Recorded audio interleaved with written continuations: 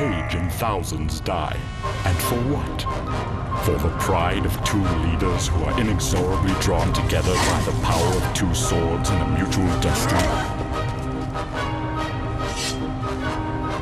And then the sword of Frost and Armageddon's blade clash. A blinding flash.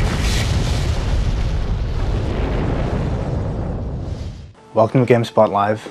Today we're talking about Heroes of Might and Magic 4, which is the fourth game in a really long-running strategy series. The Heroes series has been around for about 12 years now.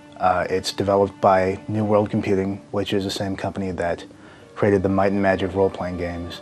And interestingly, the Heroes series is always kind of tied in with the Might and Magic games. They've had kind of the same creatures, the same characters, the same magic spells, and so forth. So if you're familiar with the Heroes series, you might know that it's got a really loyal fan following. Very dedicated, sometimes fanatical fan following. And what these fans have kind of demanded of the developers is that they take the series and make it fresh and new, but also keep all the core game elements that they've enjoyed so much. So the thing about the Heroes series is that you basically play as a hero character who starts his base of operations in a single town, and you recruit an army from the town, and you basically explore the maps in search of resources, treasures, artifacts, other monsters to fight, and eventually enemy heroes.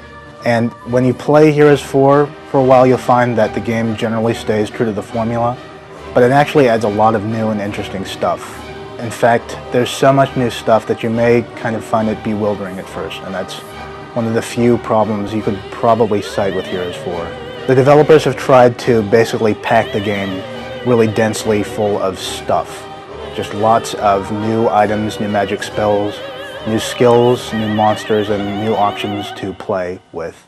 For instance, you'll find the option to use quick combat to resolve some easier fights, like in other turn-based strategy games, such as Age of Wonders and Warlords.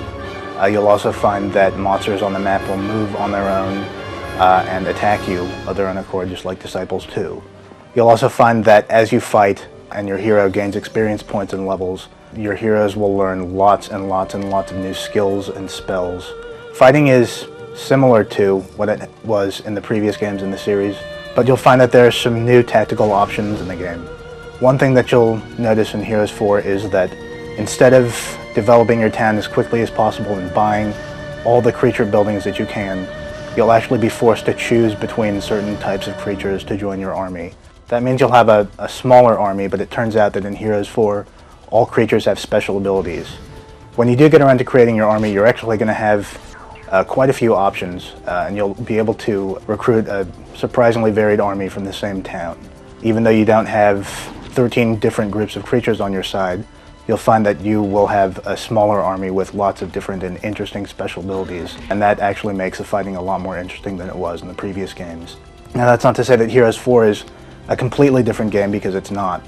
Once you really get into the game and spend some time with it, you'll find that it's pretty similar to the original games, and there's really nothing wrong with that when you get down to it, because the Heroes formula is simple, it's effective, and it's fun. It's really addictive.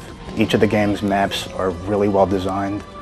They're just packed with lots of different items and treasures for you to uncover, so that basically you'll find yourself exploring the map, and then you'll find just that one extra gold mine at the very edge of your reach. And then the next turn you'll find that one extra treasure chest, and so forth, until you keep playing just one more turn, and before you know it, it's 2 a.m. As far as looks and sounds go, Heroes 4 is really, really bright and colorful. Maybe a little too bright. It seems like some of the overworld maps might be a little too busy, which is unfortunate. But to their credit, they're also really, really packed with lots of interesting stuff to find and see and conquer and capture. In terms of the monster graphics, unfortunately, it seems like some of the creatures in Heroes 4 don't have the kind of personality that they had in the previous games in the series. But they don't look terrible by any means. They certainly look good enough to serve their purpose. As far as sound goes, Heroes 4's sound effects really aren't anything to write home about, but its music is pretty interesting.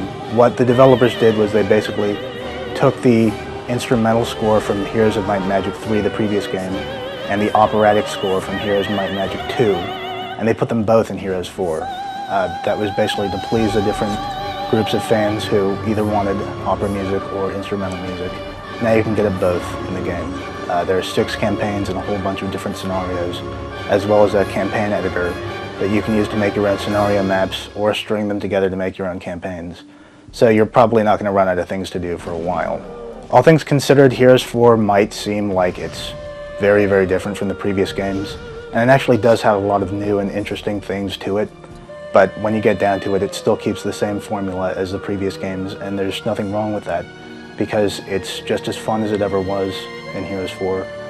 It's well executed, it's deep, and it'll keep you playing until late into the night.